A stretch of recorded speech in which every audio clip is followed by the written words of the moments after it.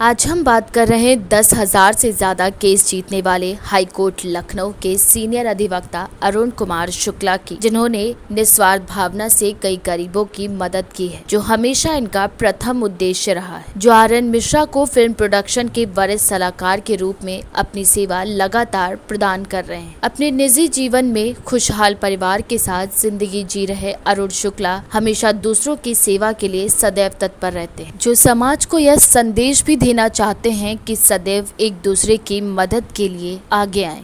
नमस्कार दोस्तों, आपका बहुत बहुत स्वागत है खबरों की दुनिया में। आज हमारे साथ माननीय श्री अरुण कुमार शुक्ला जी, जो सीनियर अधिवक्ता हैं हाईकोर्ट से।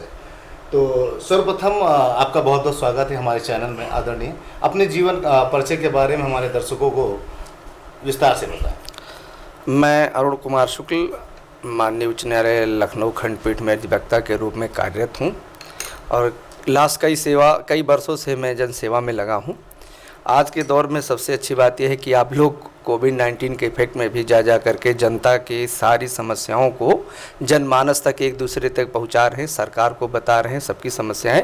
तो पहले मैं आप लोगों को हृदय से धन्यवाद देता हूं कि आप लोग इस भीषण आपदा में, जहां पर हर तरीके की त्रासदी चल रही है, वहां पर भी आप लोगों ने हर तरीके की प्रॉब्लम, सामाजिक, आर्थिक, राजनीतिक, सारी तरीके की प्रॉब्लम सरकार तक पहुंचाई, लोगों तक पहुंचाई। कोविड-19 के बारे में आपने जन जागरूकता अभियान चलाया, लोगों को इस बीमारी के बारे में बताया, कैसे लोग बचेंगे ये सब बताया।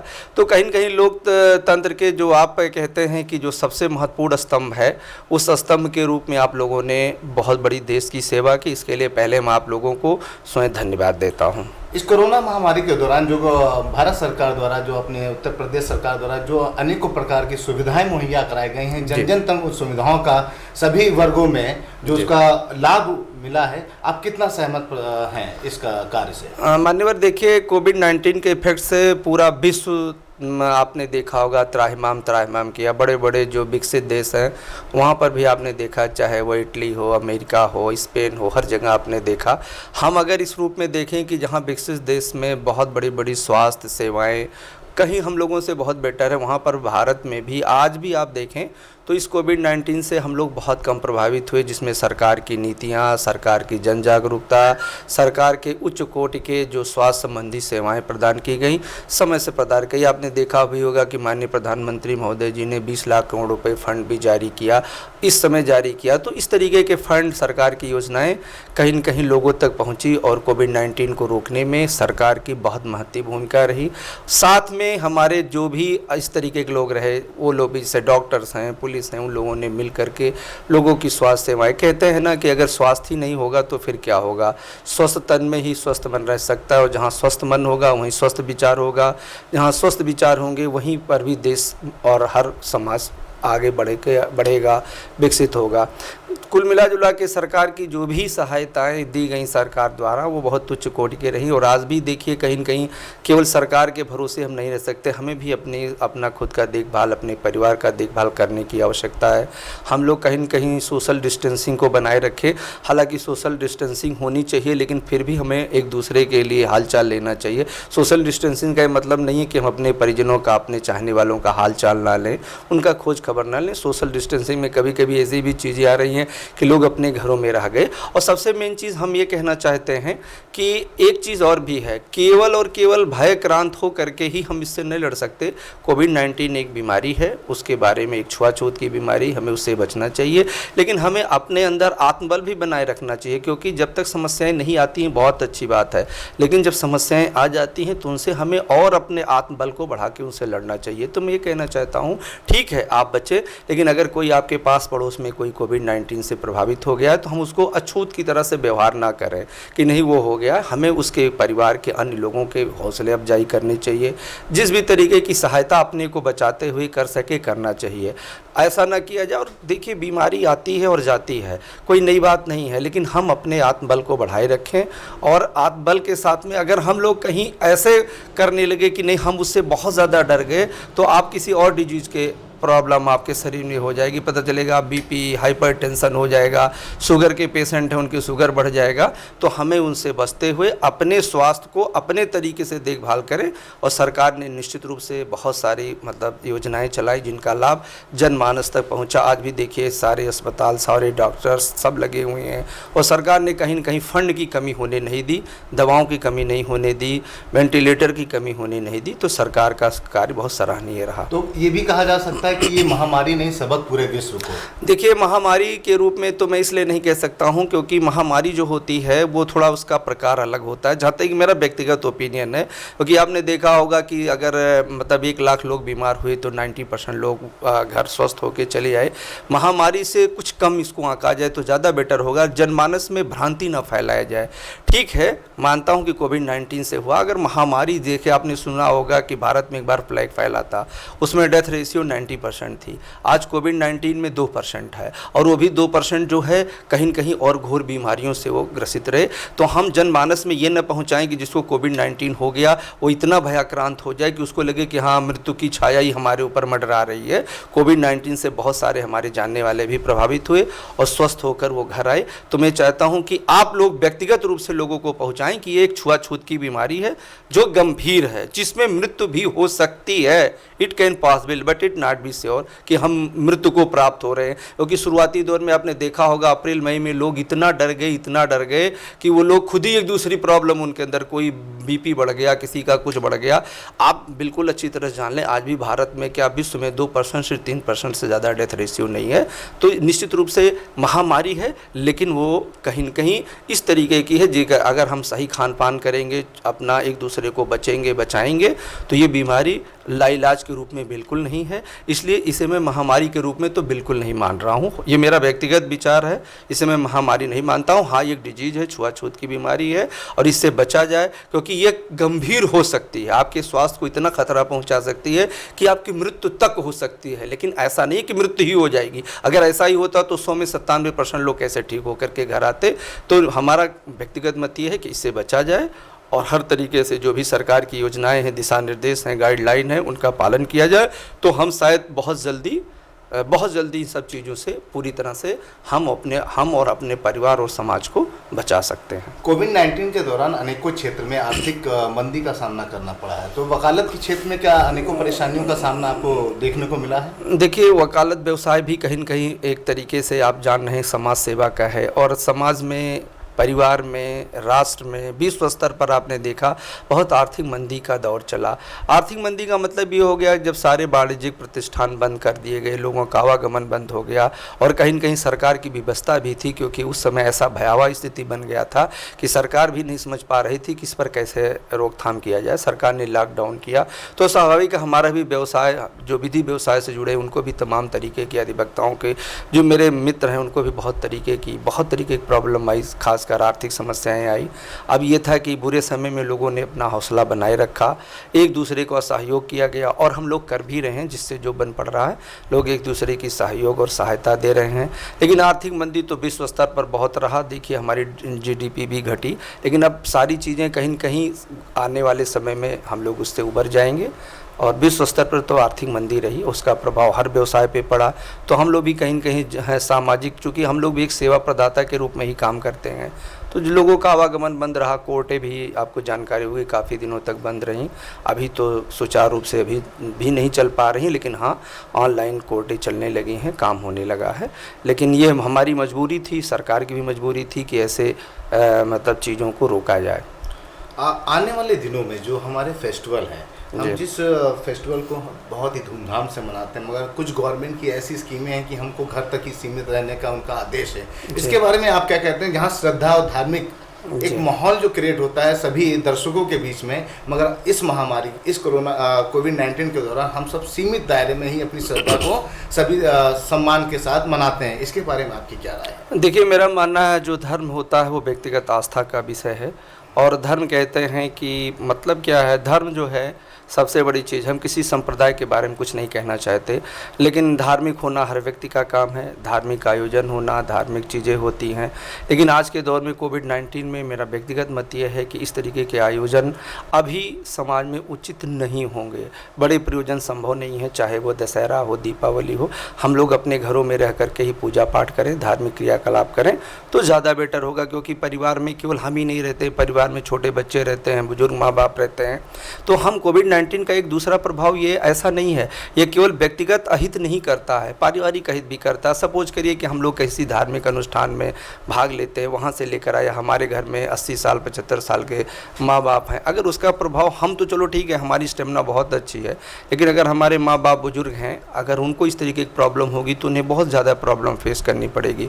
तो पारिवारिक हित में, सामाजिक हित में मेरा व्यक्तिगत मत ये है कि ऐसे धार्मिक आयोजन या धार्मिक अनुष्ठान अभी बहरहाल ना किए जाएं जब तक इसका वैक्सीन बन के मार्केट में ना आ जाए। और हम पूर्ण रूप से तभी सुरक्षित होंगे जब तक कि इसका कोई वैक्सीन मार्केट में ना आ जाए। तब तक हम खुद बचें, अपने परिवार को बचाएं, अपने समाज को बचाएं। और जब परिवार समाज बचेगा तो राष्ट्र भी हित होगा, राष्ट्र भी बचेगा। कहीं न कहीं इसका प्रभाव आपने देखा है, विश्व स्तर पर पड़ा। अमेरिका जैसे विकसित देशों में कितने लोगों की मृत्यु हो गई, अकाल मौत के गाल वो लोग चढ़ गए। तो हमारा मानना है कि धार्मिक अनुष्ठान अपने घरों में किया जाए, चाहे वो किसी भी धर्म के मानने वाले लोग हों। धर्म तो एक ही होता है, किसी भी संप्रदाय के मानने वाले लोग हों, तो लोग अपने इस तरीके के जो भी कार्यक्रम है वो अपने घरों में करेंगे तो ज़्यादा सुरक्षित होंगे और समाज हित में भी यही अच्छा होगा और उचित होगा। आदरणीय, जैसा कि आज का युवा एक भटक सा गया है अपने ट्रैक से, अपने एम से, अपने ड्रीम से, युवाओं के लिए आपके द्वारा जो एक मैसेज ऐसा कि युवाओं को वो मार्गदर्शन का काम करे। देखिए, मेरा मानना ये है कि हमारी जो शिक्षा प्रणाली है उसमें कुछ नीतिगत खामियां मुझे दिखती हैं। हमारे यहाँ शिक्षा का मतलब ये होता है कि आप पढ़ लिख लेंगे तो आपको अपने आप कुछ मिल जाएगा। मेरा मानना है कि हर व्यक्ति को, जो हमारे यहाँ आपने सुना होगा कि हमारे यहाँ एक गुरुकुल परंपरा चला करती थी। गुरुकुल परंपरा में मैं व्यक्तिगत रूप से ये कहना चाह रहा था कि हर व्यक्ति, हर युवा में एक विशेष गुण होता है। कोई व्यक्ति एक अच्छा डॉक्टर हो सकता है, कोई एक अच्छा वकील हो सकता है, कोई एक अच्छा इंजीनियर हो सकता है, कोई एक अच्छा राजनेता हो सकता है, कोई एक अच्छा व्यवसाय हो सकता है।